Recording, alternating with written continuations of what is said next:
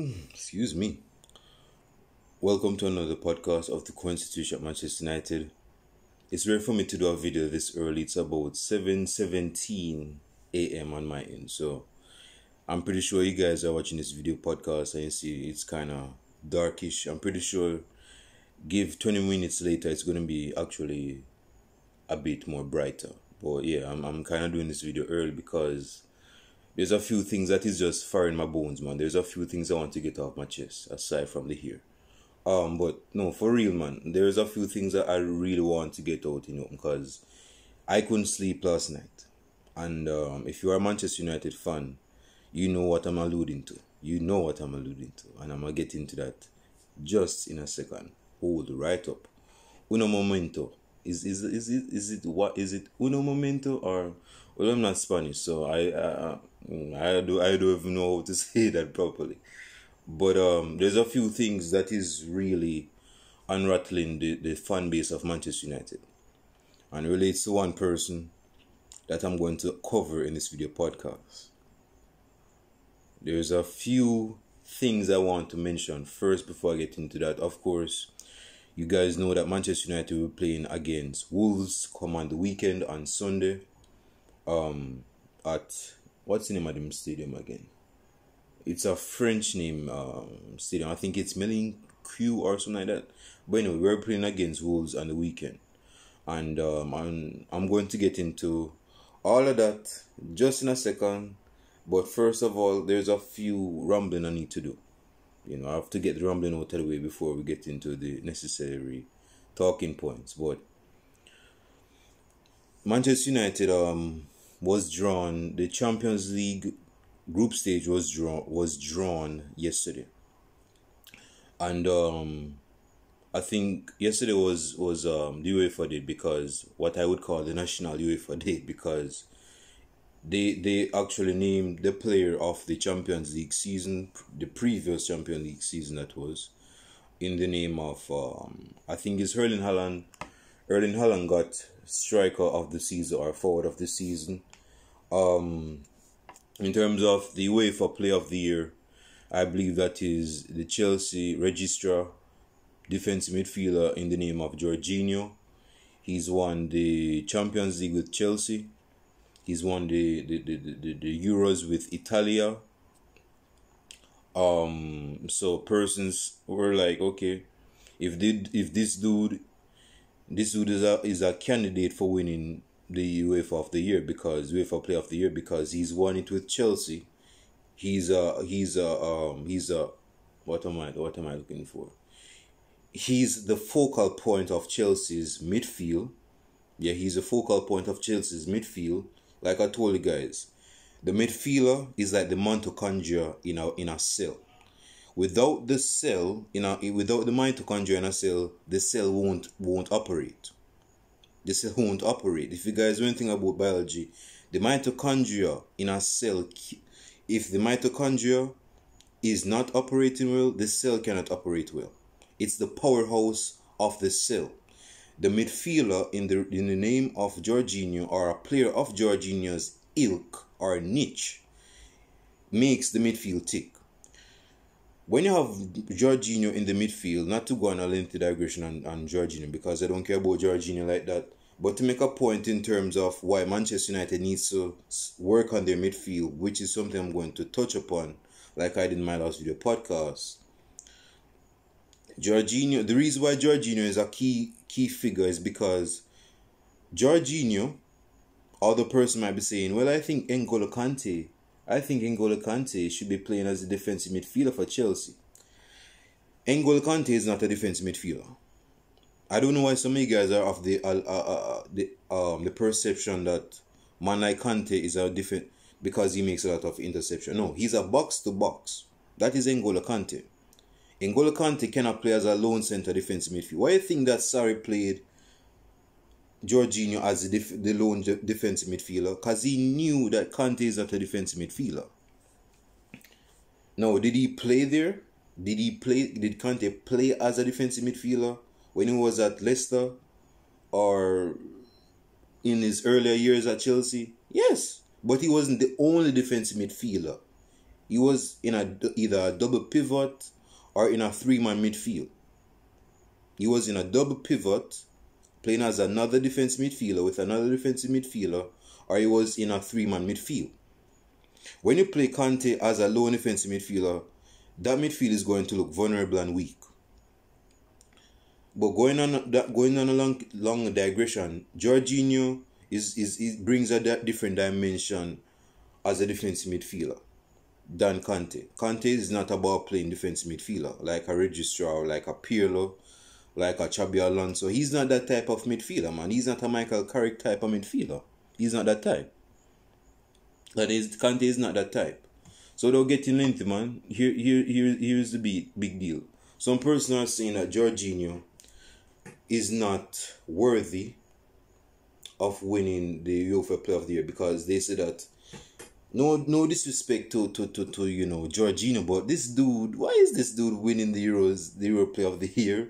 Why is he winning? Because he was, the reason why he's been, I think he won the Player of the Year is because he's been in a side that won trophies. But I don't think just because his national side won trophy, his club won trophy means he should win the trophy of the best player of the year. I just think that is not unfair. I think that is not fair. I think some person was more worthy of more, or it's more justified enough for someone else to win the trophy.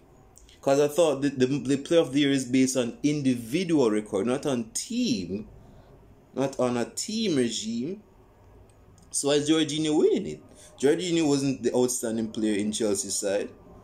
Yes, he was Chelsea's top scorer in the Premier League, but those were penalties. So, what's the deal here? Mine is kind of dark. I wish I could, you know what? Give me a second. I'm going to turn on the light so you guys can see my beautiful chocolate face. Give me a second. And God said, let there be light, and voila, there was light. Now, back to my small mini rant I was saying. The individual trophy of the best player of the year is kind of touch and go. It's kind of rigid, if you ask me. Not to get lengthy on this, but there's a few things I want to mention first. Man, this video podcast might be a long one. I can't kid you guys because there's a few things I want to mention. Some of you guys might say, well, why don't you do like 2 different videos, man? That's not my style, bro. I like to give the appetizer, the main dish, and the dessert. I don't like to just say, okay, you eat the appetizer now, you eat the main dish now, and you eat the dessert now. I want to give everything in totality. You see, I'm not a cut through by the book type of person. I like to give everything at once. So it's not like I'm going to give you a small dosage right here, so a small dosage right here, so and another dosage right here. So no, I want you guys to swallow the whole pill. Is me and drink the water afterwards. But anyway, yeah, so this might be a lengthy video podcast, but there's a few things I want to mention out, man. The individual award has not been justified enough because some persons are saying that some persons are saying that the individual award like the Ballon d'Or, the best player of the year, some players have won it, but it has not been fair to other players because, okay, I'll give you an example.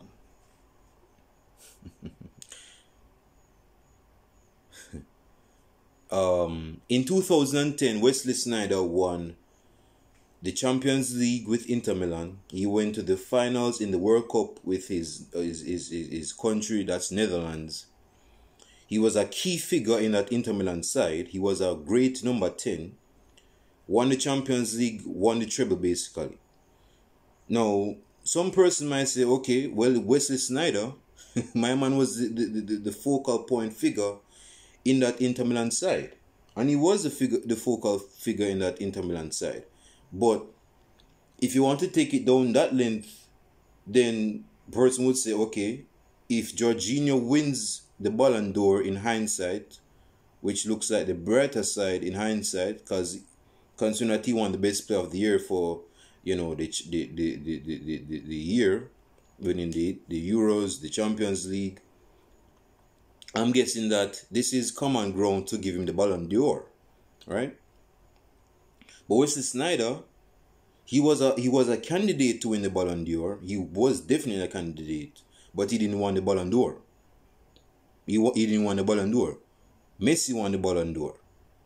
So person might say, well, Messi won it because of individual ability, what he did with Barcelona. Yes, Barcelona won the league, but Inter Milan knocked out Inter Milan knocked out Barcelona. So given that Barcelona was knocked out by Inter Milan, why didn't Wesley Sneijder, although he was a focal figure of knocking out Barcelona, why didn't he win the Best Player of the Year? And why didn't he win the Ballon d'Or? So I guess he was robbed, wasn't he? Man, my lips is so choppy. Well, that's why I said, bro, it's kind of rigged because Jorginho could possibly win the Ballon d'Or. That is unheard of. Like, nobody expected this dude to win the Ballon d'Or. But considering his accolades for the year, won the Champions League with Chelsea and won the Euros with Italy, persons are saying there's a high degree of possibility, there's a high probability that he's going to win the Ballon d'Or. But if you want to go through that door, you have to say that Wesley Sneijder deserved the Ballon d'Or. So person are saying, well, if Ballon d'Or is based on individual ability, I can't see why I give it to Messi, because Messi was a focal figure in 2009, 2010. I get that. But if you're going to give it to an individual player, why is Jorginho winning the Best Player of the Year? Yes, he was in a winning side, but he wasn't the outstanding figure in that side. He was not the outstanding figure in that side. So there's two streets of arguments you could argue from. Ribéry was bitching about why he didn't win the award in 2013, and he was a focal figure in Bayern Munich winning the treble. You see me, my man was bitching about, well, I thought this was an individual award. It is an individual award. I think that CR7 won it over you, and he didn't win anything that year. At least nothing of significance. Yes, he won the Copa del Rey with Real Madrid, but it's not a big award in terms of ranking with the Champions League, or the Champions League supersedes the Copa del Rey. You see me? So given that it's an individual award, yes, I can see why CR7 won it in 2013, but again, bro, if you're winning it again, it's a kind of a mix-up type of situation. I know some guys are saying, bro, why are you even covering this? Isn't this about Manchester United? Hold up for a second, bro. There's a few things I just want to flesh out. Like I told the guys earlier, there's a few things that is firing my bones this morning. I could not sleep properly last night. I'm a paranoid Manchester United fan. There's a few things I have to say before I get into Manchester United stuff. And if you guys are Manchester United fans, you know what I'm alluding to. Hold up 1 second. Let me just explain this. Get this off of my chest aside from the here, so I can go to, I can address the other talking points. Don't challenge me now. Jorginho, again, I was saying that if Ribéry, personally saying, okay, I can see it's somewhat fair to give Ronaldo the Ballon d'Or in 2013, because that year he was outstanding. He helped Real Madrid, although Real Madrid didn't win significant trophies, but he was the outstanding player that year as an individual player. But Ribéry was a part of a side that won the treble. Now, was he the outstanding player of that trebling side? I'm not a Bayern Munich fan, so it's not on me to speak on that. Bayern fans, leave your comments below. And who was the best player of that treble season? But he was a candidate. So like this. Okay, this is my final touch on this Ballon d'Or individual / side type of talk. It's rigged. The game is rigged. And once, so it's not going to be fair for some person. You cannot please everybody. For some players, they're going to win the Ballon d'Or or the best player of the year based on the trophies they have won with their club, not based on the individual ability that they have portrayed and displayed on the pitch throughout that year. Other players are going to be in winning sides, and it's like the board of the UEFA is going to be like, okay, so his side won the World Cup, his side won the Champions League, his side won the Euros. I guess I'm going to just give it to the player that won the Champions League, the Euros, and the World Cup in one year. So I'm going to give it to that player over there. Now, is he the individual talent that stood out in his side, although that side didn't win anything? No. But see, Sepp Blatter are the persons. Well, Sepp Blatter is serving time because of scandalous cheating, but persons that are in the UEFA what I would call the UEFA hierarchy, persons that are in high regards to football in terms of on a club level or even on football level period, they are going to make decisions that is not really justified enough for some players despite them not winning trophies. Some person might say the Ballon d'Or is for the player that stood out, the individual player that stood out in a side. They might not win anything significant, but this player, despite going out of goals, helping his side, go far or something like that, he can be the main figure in winning the Ballon d'Or. And I see that. But just unfortunately, some person are just going to win it because of the trophies they have won in that calendar year. Jorginho, you could say that Jorginho got away with it. You could say Jorginho got away with it. Because again, bro, this dude wasn't outstanding individually. He didn't score any significant goals. Was he a key figure in that midfield? Indeed. But was it outstanding enough to actually win the individual trophy award? That's my point, bro. So anyway, without getting into all the lengthy segue, man. Jorginho's winning the best player of the year is kind of touch and go, So that's not somewhere I want to go anymore. But bringing it back to Manchester United, we have at least 4 more days to actually buy a defensive midfielder. And speaking of midfielders, Scott McTominay has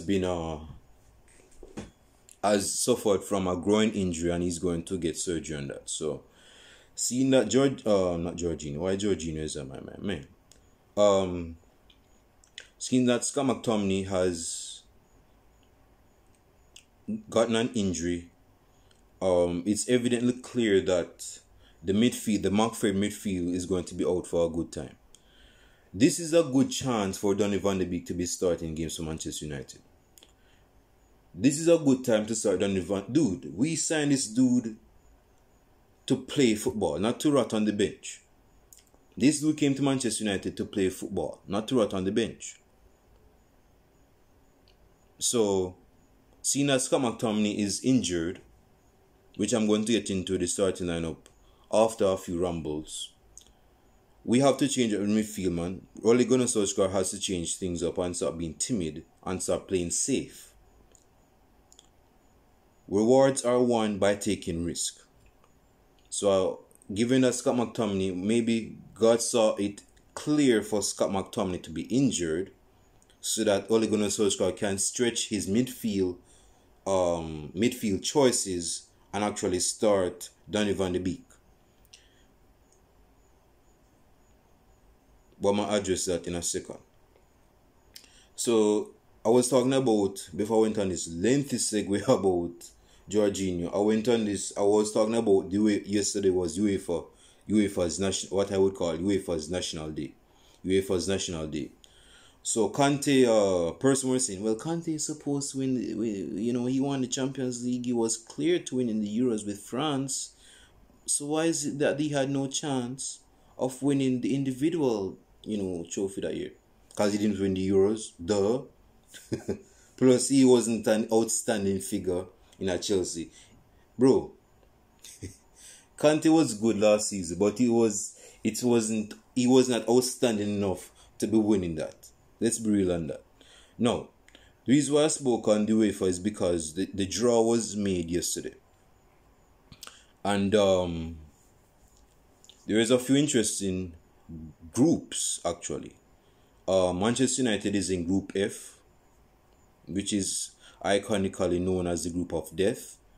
But we don't have any persons that really can I mean, this is football, so anything can happen in football. But the group that we should be going through in this group, we have Atalanta from Italy. We have BSC Young Boys. You remember those guys, right? We played them in 2018-2019 season. Yeah.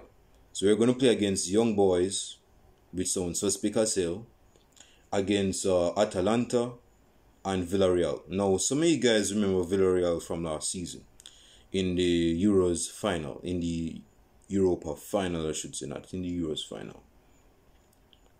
Some person say, no, I believe that this is a chance for Manchester United to get revenge on those minnows from Spain, because again, they were not supposed to win or have a chance to gain and to win that trophy against us, Manchester. We are Manchester United, man. We cannot make these minnows from Spain be winning, you know, the Europa trophy over us, man. It happened, bro. You guys should have won better, should have done better against these minnows, man. Yes, they played a low block, but that is telling to the technical ability of Manchester United to break down a low block.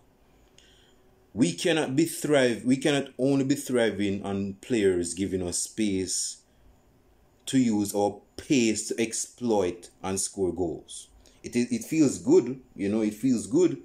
But what about sides that are more thrifty in giving space, more nitpicky in giving space? Sides that have tight defenses, excuse my French, that doesn't give much space. Like the center box is this close. It's this close. It's not this close. It's this close. What are you going to do with sides like this? Again, I'm pretty sure that Young Boys is not as expansive. Definitely Villarreal is not expansive with Emery as their manager, because Emery knows what he's doing as a manager. Now, is he a top tier manager? No, he's not. But as an above average manager, he knows how to set up his sides when defending and attacking. Right? So this is our group, man. We have, again, I'm going to repeat for the final time. We have Villarreal, Atalanta, and Young Boys. Again, Young Boys sound suspect as hell. But this is our group that we're going to be playing in the group stages of the Champions League this season. So we should not be only getting out of this group, we should be topping this group by a long mile, given the individual players that we have. But again, with the individual players, there needs to be a system. There needs to be a self-play that needs to be portrayed and displayed on the pitch.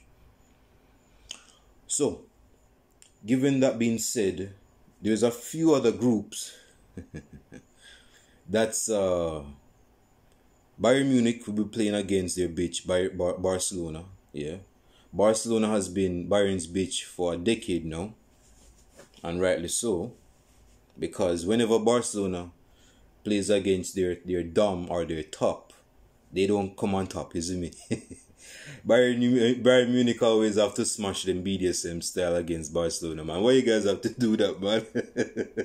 Some of you guys saying, okay, we're going to beat Barcelona 3-0, but man, some of you guys be treating Barcelona like Barcelona had sex with their mother, man. You guys want to just trash them and give them like 10-0, bro. Like, come on, why are you making it that personal, bro? It's like trying to beat up some dude at a pub. You give him one steal in his jaw, and person saying, okay, that's going to knock him out. Leave him right there. So, no, I want to beat him up. I want to just beat him up. Like, bro, why are you doing that? Why are you doing that? Why you have to beat up Barcelona like that? In 2013, I gave them 7-0 on aggregate. Barcelona came at your ass in 2015 and knocked you out of the Champions League in 2015. And I said, okay, we ain't going to take it personal. You guys played Barcelona in 2020, after the lockdown was not on lockdown anymore, and Champions League final came about. No, it was, I think, the semi-finals, and Bayern Munich just tore Barcelona apart. Like they weren't even there. Like they took it personal.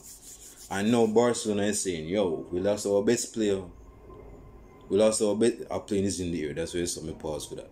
Yeah, we lost our best player. Our number 10 is Zimi. But we ain't go. We have a few decent players that can take us through. We ain't go trash Bayern Munich like they trashed us in the past. But at last, we're going to make it. We're going to make amends by trying to beat Barcelona. Bayern Munich, I should say. Excuse my friend. Yeah, we're going to beat. I mean, we don't want to beat ourselves. We are Barcelona. We should be beating Bayern Munich. Maybe a 2-0, maybe a 3-0, or even a 4-0. But yeah, man, yes, we lost our best player, but we have Depay, we have the GOAT Braithwaite, we have Coutinho that's coming back from injury, we have an injured glassmate Dembele, we have Griezmann who hasn't been in his top form since 2018. Yeah, man. So we have individual players. I mean, Bayern Munich, man. I think we'll beat Bayern Munich. I think we're good enough to beat Bayern Munich. I think we're good enough to beat Bayern Munich. Yes, we lost a few of our best players, but Bayern Munich can go sit down, man. Can go sit down. So yeah, Barcelona will be playing against in Bayern Munich in the group stage. It will be interesting how that fixture unfolds itself. Now, this is something I told you guys is going to be quiet. I want to keep this under an hour. But before I get into the preview of the Wolves versus Manchester United match, man, as you guys know, the transfer window is 4 days shy until its closure, until the windows and the curtains is brought to a halt. So the Champions League with PSG and Man City, PSG is going to play against Man City in the group stages. So you guys know where I'm going with this. As you guys know, that the transfer season has a way of unsettling some fans. And if you guys have been listening to football for the football transfer window this year for the past and last 5 days, you would know that there's a certain transfer that is unsettling the fan base of Manchester United. I think rain is falling also.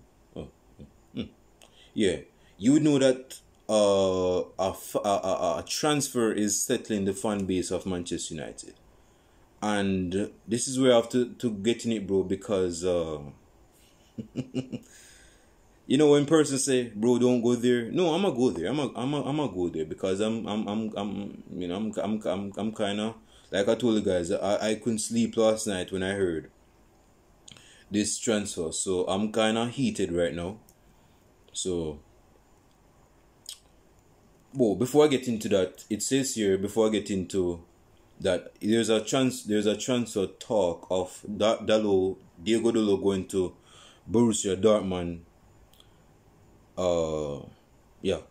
Dortmund wants Dalot, but my thing is, Dalot needs to be playing games for Manchester United. He hasn't been playing much for Manchester United, and if we were supposed to sell Dalot right now, it's going to look stupid on Manchester United for signing a player that they didn't play a lot. You know what I mean? So it makes sense to keep Dalot right now.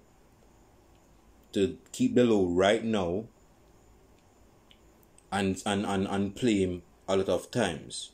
I think he needs to be the alternative on the player on standby to come by and replace Wan-Bissaka if he's injured, if he suffered a knock. You see me, something like that. But we should not be selling this dude, man. We're better than that. Again, this dude has good. He's a good candidate for our right back, man. We're not getting Trippier, so it makes sense to keep Dalot. So again, if we're supposed to sell Dalot and Wan-Bissaka gets injured, who are we going to play at right back? Well, Jesse Lingard is one of those players that is very dimensional and dynamic. He can use... No, bro, Jesse Lingard Bro, that's not Jesse Lingard, bro. We should stop using players like Jesse Lingard in positions that they're not comfortable with just because they can put a shift there. We're better than that. Jesse Lingard is a number 10. You see me? And the best to get out of Jesse Lingard is playing him as a number 10. But getting into something I didn't really leave, I went on a short digression. There's this transfer that has been unsettling the fan base of Manchester United. And the individual in question is a player that has played for Manchester United for, I would say, probably about 6 or 7 years. I would say probably, yeah, he played for Manchester United for 6 years. He won the Champions League with Manchester United. He won the Premier League with Manchester United 3 times. He won the Ballon d'Or at Manchester United. He won the Best Player of the Year at Manchester United. And he became top scorer of the Premier League season in 2007-2008 at Manchester United. Okay. This player has a name at Manchester United. I wouldn't say, some person might say, well, I don't really consider him a legend per se, but he's among the greats of Manchester United. He's among the greats. I would consider him a legend, given what he has done at Manchester United that no one has ever done since he's done it at Manchester United.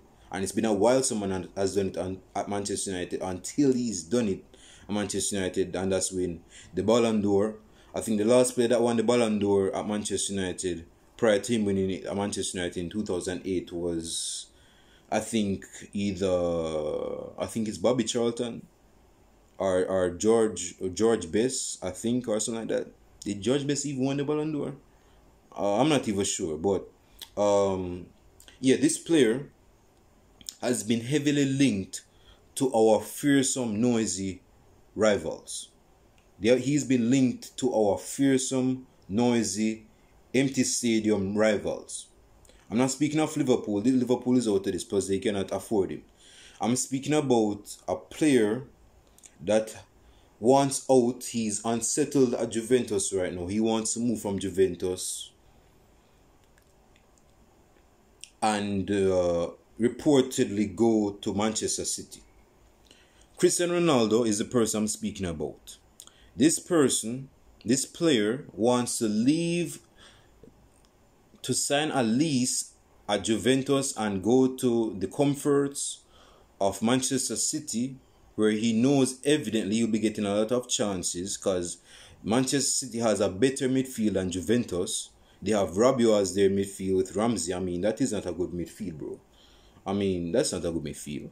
But Cristiano Ronaldo wants to go to Manchester City to try actually win the Champions League. I think he has a better chance of winning the Champions League when he's with Manchester City, that is overseen by Pep Guardiola as manager.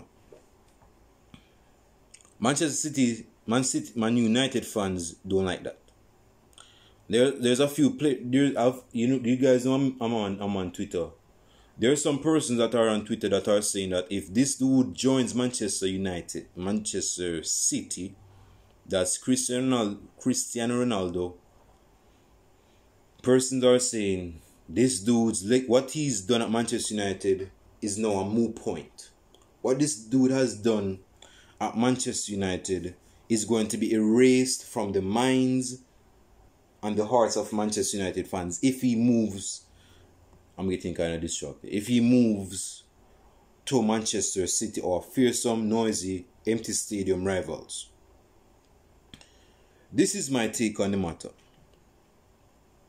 Persons are saying, yeah man, I mean, just because Dennis Law went to Manchester City and played for Manchester United doesn't mean that Ronaldo should do the same thing. Just because Tevez played for Manchester United and went to Man City doesn't mean that Ronaldo should be doing the same thing. Just because, players that I can't name right now, just because, Mark Hughes played for Manchester United and managed Manchester United. Well, Ronaldo is not a manager, but you know, he took the job. He allowed himself to manage Man City. You see me? This was the manager that actually put Man City on the map. You see me? So I think that just because those players, you know, they were Judases, they betrayed Man United fans, but we kind of love Mark Hughes. We still love Mark Hughes. And Tevez helped us win the Champions League. I mean, we ain't going to hate on Tevez. Well, a lot of persons actually do hate Tevez that are Man United fans. Let's make that clear now. But personally saying that CR7 to Manchester City is not going to sit with, bro. Here's my thoughts on the matter. I know some of you guys are saying, yeah, I know this dude in the black cap, always wear the Germany black cap and his black t-shirts in his videos. I know he's going to co-sign with most of Manchester United fans saying, this dude should not be joining Man City. He should not be joining Man City. I know that you're on our side, bro. Don't even hide it though, bro. I know that you're on our side. Don't even subside it in your heart. Because I know that you are a part of our cult that says that Ronaldo should not be joining Manchester City. Ronaldo can join any club that he wants. Period. Period. He is an individual by himself. He has a mind of his own. If he wants to join Manchester City, let him join Manchester City. I'm not going to have no ill feelings towards CR7. If CR7 wants to join Man City because he wants to go there, I'm not going to have no hatred against CR7. That's his choice. That's his choice. No, Peter Schmeichel went to City. He played for Manchester United. He won the job with Manchester United. But I'm not going to feel no way with Peter Schmeichel going to Man City. I wasn't born when he was playing for Man. Wait, that's a lie. I was actually born, but I was sucking on titties, so I didn't remember how that was going. But dude, if Ronaldo wants to go to Manchester City, so let it be done. If you that's in his, he can do whatever he wants. He can do whatever he wants. So I'm not going to join some of you Manchester United fans saying, well, I don't think Ronaldo should be going to Man City because he's made his legendary. Look at Sir Alex Ferguson, bro. Don't betray Sir Alex Ferguson with a move to Man City like that. You know, your football father, football figure in the name of Sir Alex Ferguson, he brought you from the rugged roads from Madeira, Portugal to Manchester United.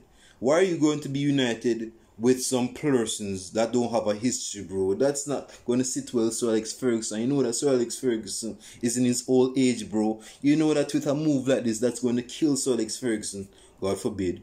But you know that a move like that is going to kill Sir Alex. It's going to make him sick. It's going to put him in stage 3 cancer, bro. He can't be moving to Manchester City, bro. Look at what Sir Alex Ferguson has done for you and what he has done to you as a manager. Why are you going to betray him like that and go to Man United's fearsome rivals with an empty stadium? Why are you going to be doing that? CR7 can join whatever club that he wants. He has the choice to do so. And some of you guys are still bitter that he left Manchester United in 2009. Some of you guys are still on that bitter train that you haven't brought closure to. You guys have pent up issues towards CR7 because he left for greener pastures in 2009. And some of you guys were not in line with that. Be real for yourself.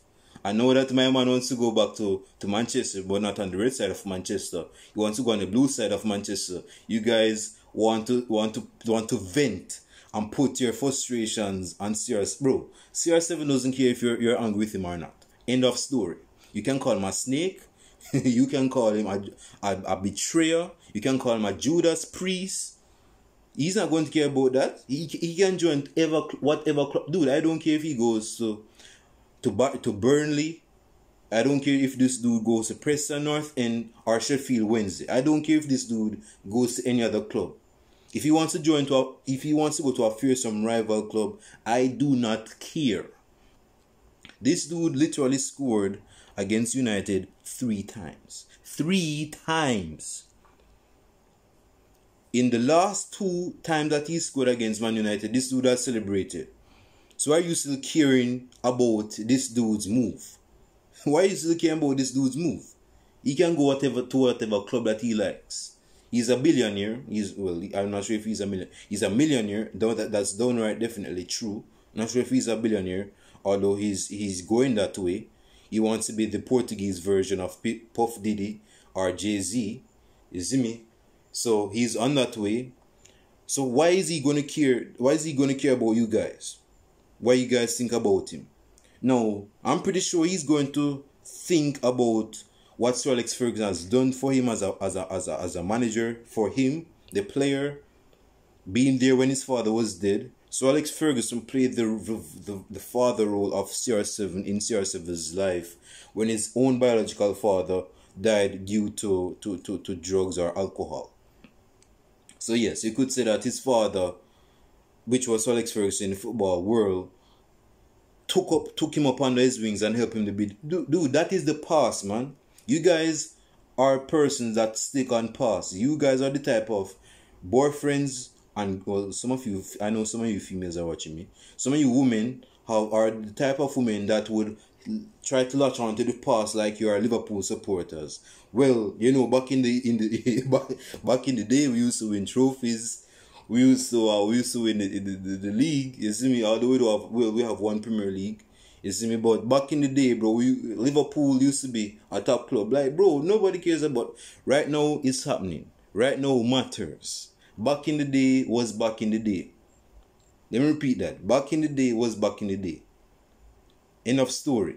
So me guys so me guys are the type of boyfriends, and again, I know some of you females are watching me. Some of you ladies are girlfriends that are going to hook up with the ex and say, you don't remember how we used to be a very good couple back in the day? You used to have lovey-dovey moments. You used to cuddle a lot. You used to hold me, you used to kiss me on my neck, and all of that. Are you going to put all of that away to go with some guy or some girl that I don't like? This dude, I hate this dude since we were in kindergarten. Why are you going to betray me? We used to have some good times together. Why are you going to go with this guy?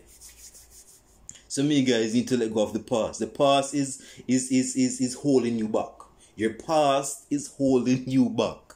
You guys need to wake up and smell the coffee.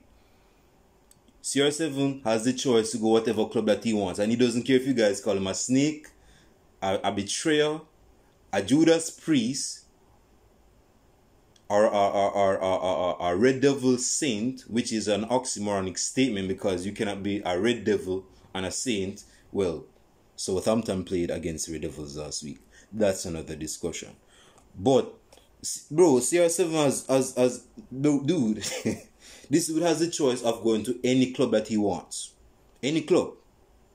Now I know that some guys go dislike this video, which I'm aware of already, so that's nothing new to me.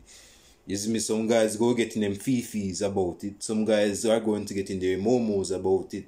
Some guys are going to cry about it. CR7 has the choice to go to Manchester City. I don't give this dude scores against Manchester United, bro. That's a part of the game. That's business. So many guys have heard the term where it say, don't take it personal, it's just business. Dude, CR7 joining Man City is just business. It's just business. Whether he's doing it for money, that could be the possibility, but it's based on business. It's based on business. It's not anything personal against Manchester United. So what you guys taking it personal for? It's business. Okay? It's business. So many guys need to get out of your feelings and go to a therapist so you can be a sane person. Again, so many guys are still hurt that CR7 dumped United in 2009. This dude should have left United in 2006. Given his situation with Rooney in the World Cup. In 2007, Real Madrid was linked to him. Well, since 2006. But it has increased in 2007 and definitely it increased in 2008, given everything that he's won at club level. And it intensified in 2009. Again, this dude should have left in 2008. But Sir Alex Ferguson said, yo, hold up for a second. Don't leave Manchester United as yet. Sit down and listen to me. Give me 1 more year of your individual talent and ability. help us win back the Premier League. Yes, we have won it last season, but we want to keep it in Manchester United now. We don't want it to go to any other club. So you stay for us with one more season. Give us what you have. I know that you want to go to Spain. You know that is your that's your dream club, I guess. You want to go to Real Madrid. Good, but give us one more season, and I'll send you off. You can go wherever you like. You know, just give us one more season. And he give us one more season. But so many guys are still in your Fifis and your Imomos because my man has left us in 2009. Dude, CR7, Cristiano Ronaldo can join whatever club that he likes. It's in his prerogative to do so. So many guys, he's not obligated to listen to your guys' comments. CR7 is more accomplished than most of you guys, including myself. So he's not going to care about if you call him a snake, a Judas Priest, or a betrayer, or a traitor. CR7 can sleep like a newborn baby the next night. He doesn't care about your opinions. And he doesn't care about anybody's opinions. Why? Because this dude, ever since this dude has been kicking a football at the age of 18, he's been hated on. So why do you think he's going to care now after 18 years? Why do you think he's going to care? That's 18 years ago, bro. Why do you think he's going to care now? He's 36. He has 2 more years, at least on a top tier level, although I think he's been washing up since 2015. But evidently, he's been adapting his game as a striker, man. And I know he's going to score at a goal for Man City. He's the alternative to Harry Kane, given that Harry Kane is staying at Tottenham Hotspurs for some reason.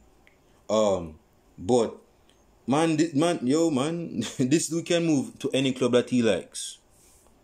If he wants to come back to Manchester United, which is highly unlikely, because I know that Man United has beef with him still in their Fifis, he's not going to come back to Manchester United. No, he's going to come back to Manchester United to play against Manchester United at Old Trafford, no doubt. But I don't think he's going to play at Manchester United, man. And some of you guys need to get real with that. Some of you guys need a therapy because you have pent-up issues that needs to be brought closure to. Some of you guys are still messed up in your head. Some of you guys are still insane that Cristiano Ronaldo left Manchester United to go in Spain and play with Real Madrid. And some of you guys are still emotional about that.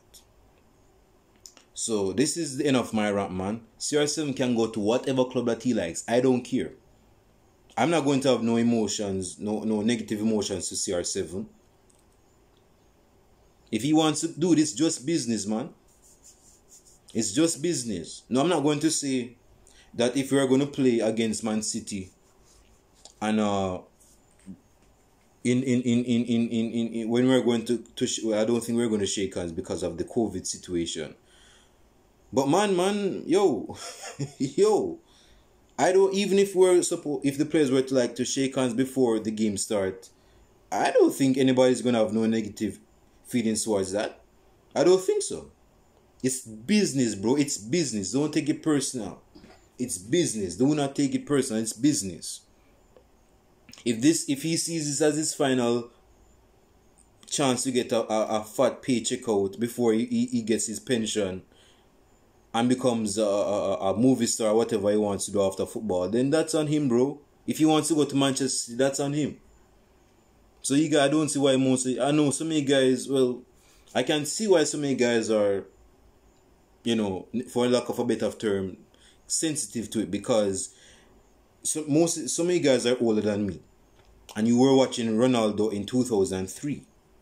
When he came to Manchester United in 2003, when Beckham left to Real Madrid, some of you guys were saying, yo, I think this dude is going to be the best next thing at Manchester United, So this dude in the black cap with the Germany, thing on his head, I don't think he supports Germany, but that's another discussion. I don't think that dude knows where we are coming from, because we saw CR7 from a cocky son of a bitch boy that was arrogant, always was dribbling, no passing the ball, always wanted to be the player with his own self. mature to this man that was taking the Premier League by storm starting in 2006. From 2006, he came on a different dimension to 2007, to 2008, to 2009. So you in the black cap, in the Germany flag, you don't know where I'm coming from. Hey, I get that. I get why some of you guys are sensitive to that. But this is what I'm saying. Do not take it personal. I don't know why you guys were attached to this dude in the first place. Some of you guys know that players don't have hearts that are loyal. A lot of players don't have loyalty. They speak about loyalty until a fact check is placed on the table. When that fact check is placed on the table, we'll see how that loyalty works. We'll see how that loyalty works. So you are a naive, delusional person to be attached to this player. Yes, he became a bit, he grew up to be a good player at Manchester United now. But you guys supposed to know that once he started clicking like that in the football world, you know that he was going to be a hot prospect. You know that he was going to be a hot prospect. You know that. You know that. So you know that clubs were going to be attracted to this player. So I don't know why some of you guys delusionally thought this dude wouldn't leave at some point. I don't know why. Dude, CR7 likes to compete at different clubs. That's his nature. He loves to compete at different clubs. That's his nature. He's all about conquering and competing. CR7 at his old age, at 36, loves to compete. He doesn't care if it's a rival club. He doesn't care if it's a rival club or it's a league that is not spoken of highly. This dude, like I read a tweet on Twitter. You guys know I'm always on Twitter. Where man, it's 52 minutes. I need to start wrapping up and get into the preview of the match. But yeah, man, these things need to be fleshed out in the open, man. Yeah, man, I had to get some things off my chest, man. Because some of you guys, man, I know some of you guys thought I was going to be on your side. Tambo, yeah, man, this CR7 deal, this shouldn't happen. This dude should not go to Man City. I think it's forbidden. He should not be a legend. What was I saying? Oh, yeah, man, yo, if this dude goes to Man City, bro, I'm not going to diminish my love for CR7. What, because he went? No, is he a snake? That could be debatable. No, is he a traitor? That could be debatable. But I'm not going to take it to heart, bro, like most of you guys do. I'm not going to take it to heart like most of you guys do. When a player starts getting into his best years, he's playing very good, understand that there's going to be clubs around that's going to be attracted to this player. And because of that, that is going to test the loyalty of that player, man. I'm not going to do this guy gave us one more season out of him. And it wasn't a good season as his 2007-2008 season, but it was good nonetheless. He scored over 20 goals as a winger.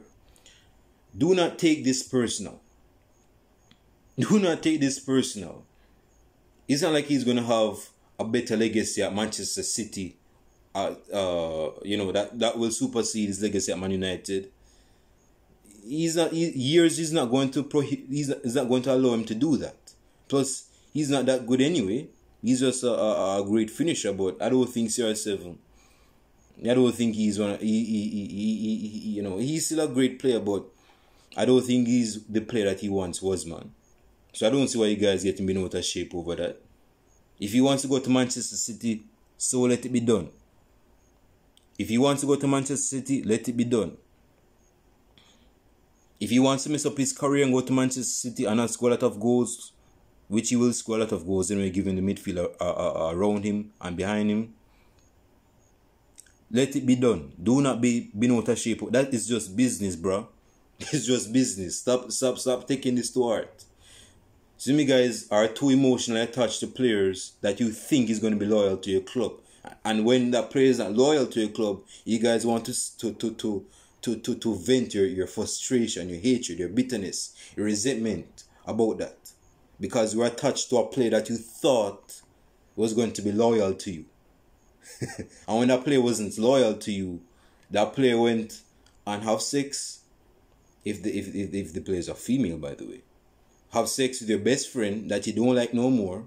You and him always have a fist fight. You don't really like him. You always had this frustration about him. And you found out that she had sex with the dude. I know you hate both of them now. You hate Manchester City. I know you're going to hate Ronaldo if he joins Manchester City. You are that jealous and envious and bitter ex-boyfriend. That is the type of fans, mostly Manchester United fans. Not all of you Man United fans. I'm not talking about most of you Man United. I'm talking about you guys that want to vent your frustration over a player that left us over a decade for a club that he made more of a name of himself at Real Madrid than he did at Manchester United. Let's be real about that for a second. Yes, he's a better legend at Real Madrid than he is at Manchester United, which means that if he retires, persons are going to remember him for what he's done for Real Madrid than what he's done for Manchester United. We all know this. Let us not kid ourselves now. Let us not kid ourselves now. Man, this is going to be a long one. Okay. End of story. So this is my wrapping up point, bro. Again, we're not getting lengthier than this, man. If my man wants to go to Manchester City, let it be done. Let it be done. Do not take it personally. Let it be done. If you love a player, let set him free. Don't let him suffer under the shackles and cages of being in our Manchester United hearts. If he wants to go to Man City, let it be done. Let it be done. So let it be. Do not... See, bro, here's the thing, bro. These are players, right? These are players. On a serious note, these are players that gets paid to play. Some of them play for the passion, and that could be their main action for playing football. But they're persons, man, that is they love money and they love passion, man. And some of these players that love passion and love money, those are the players that mess you guys up. Ander Herrera is a passion player. And persons thought that he was going to stay at Manchester United, but he went off to PSG. Tevez was a passion player. Tevez showed his passion when he was at Man United, and I'm pretty sure he's a money grabber too. So when he went to Man City, persons were saying, I didn't know this dude was going to leave Man City. Was going to leave Man United for Man City. Because you put your emotions in, dude, you're too emotionally invested to these players. These players are going to play football for a decade at least, or at least a bit over a decade, and they're going to retire. They're not going to play forever, man. So I don't see why you guys are putting your feelings in such a player, man. This player conquered when he was at Man United. CR7 conquered when he was at Man United. I know that he's left to conquer better at Real Madrid. He went to Juventus, did a few things there, not much. And he's going to Man City. Seems though he's going to Man City. You guys need to come off that. Some of you guys, man. Some of you guys just need to stop being emotionally invested deeply into these players. Because some of you guys are messed up because some players that you loved for a long period of time messed you over. Bamboozled you, to use Malcolm X's term. And because of that, you are frustrated and bitter about it. Rant close. Now, Manchester United is going to play against Wolves come on the weekend away from home. Again, Wolves was the last Premier League fixture from last season that we played. We finished that game with a good win. It was a good win. Not a convincing win because, but it's a win nonetheless. And now that we're going to play against Wolves, give me a second. Now that we're going to play against Wolves, excuse me, Wolves lost 2 of their games because Nuno is not their manager anymore. So we have a chance. Man, it's kind of dark. We have a chance of actually winning. Not actually, we should be winning against Wolves, but we have a chance of winning against Wolves, who is not in the best of form. They're at a stage of vulnerability. Let us take advantage of this vulnerability that is portrayed by Wolves, man. Beat them when they're down. You attack when you're supposed to attack. When you sense that your prey is vulnerable, that's where you should be attacking. That's where you should be preying on the prey. You see me? Manchester United is going to play against Wolves. Again, we lost. It felt like a loss. But we drew against the Saints at St. Mary's. You see me? So we're going to play another away game that's going to test our individual ability, not individual ability, our manners and our is going to test our ability to break down low block sides, because I'm pretty sure Wolves are not going to be like a Leeds or RB Leipzig that's going to leave a expansive amount of space behind. They're going to be defend, because their thing is this, bro. If they get a draw against Man United at home, they're going to be happy with that. Because again, they have lost 2 of their matches, man. They have lost 2 of their last matches this season. Isn't me? So they're going to actually be happy if they actually get a draw against Manchester United at their stadium.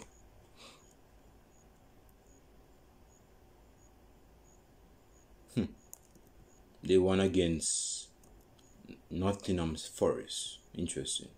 So yes, they have some form right now, but the Premier League is different from the Carabao Cup, man. But yes, we have a chance to make amends, to come back and beat Wolves, man, because given our game against Southampton, it wasn't the best of games, man. It wasn't the best of games. It wasn't the best of games. And if we draw against Wolves, whether it's a draw, what I would call a dry draw, which means no goals were scored, or if it's a fat, goal-faced draw, like well, here's the thing though. Although we shouldn't be drawing at Manchester United, even if it's a goal-faced draw, we have tightened our defenses with a world-class centre-back signing. This dude needs to be starting. Rafael Varane needs to be starting. If it is a goal-faced draw, like it's a 4-4 draw, and we played very well on the day, we broke down their defense as a world-class team should, and as a world-class team would, I would actually be happy with that. If we scored a good amount of goals, we actually played Donny van de Beek, and also we actually broke down the side, not because they gave us space, but because we were intelligent and tactful enough to break down their defense. We won the midfield battle, and we got a clean sheet. I would be happy with that. But if it's not a clean sheet and it's like a 4-4 draw, I would actually be happy with that if the side as a whole played well. But if it's one of those dry draw spells, like a 0-0 draw, there needs to be questions, man. There needs to be questions being asked. What is our style of play, man? What are we doing on the training pitch? What are we doing to break down defenses? Wolves is vulnerable. They have lost 2 of their Premier League matches. They won against Nottingham Forest in the Carabao Cup. So they kind of feel somewhat good about themselves. Although that could be just a high moment, what I would call a high moment. Because you guys know, like, when you smoke, you feel good for the moment. But after a couple of hours, you feel dreary and down. That is what might be happening to Wolves, man. Yes, they're somewhat on that high, cloud 9. Because they beat Nottingham Forest by 4-0. But in the grand scheme of things coming on Sunday, I don't think they're going to be on that confident cloud. So we should be trashing, yes, we should be trashing Wolves at home, at their home. We should be trashing them at their home. We should be like, hey, let me tell you guys, we should be like those Spaniards that came Is the Spaniards came to West Africa and yeah, I'm not going to rehash history, but we should be like those some of those Spanish persons that came to the Caribbeans and basically came into those Caribbean home and say, yo, I'm going to take your house, I'm going to take your car, that's a good car you have in the garage, I'm going to take your wife, I'm going to take your 2 daughters.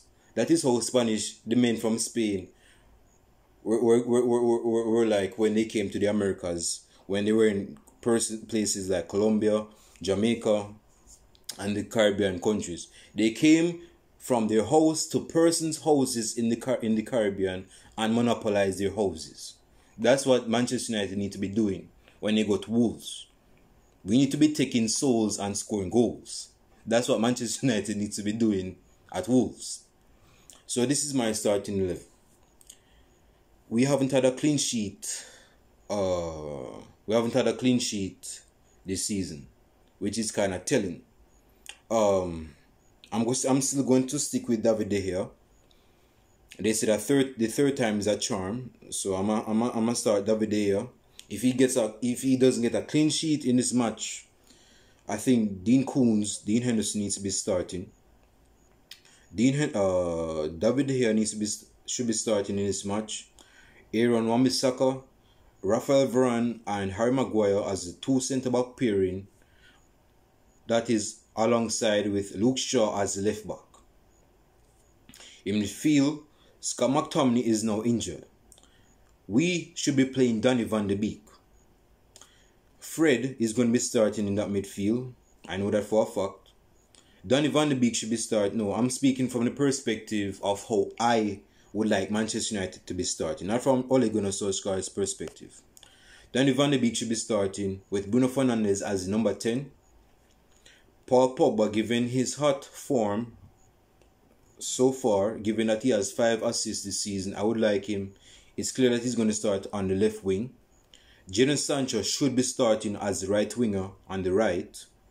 And Edison Cavani is back in training. I don't think he's going to start tomorrow. Not tomorrow. I don't think he's going to start on Sunday. I think Greenwood will be holding the line, or Martial. I'll be going with Martial.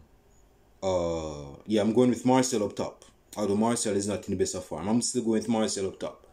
So recap: David De Gea, Aaron Bissaka, Varane, Harry Maguire, Luke Shaw, Donny van de Beek with Fred, Bruno Fernandes, Paul Pogba, Jadon Sancho, and Anthony Martial up top.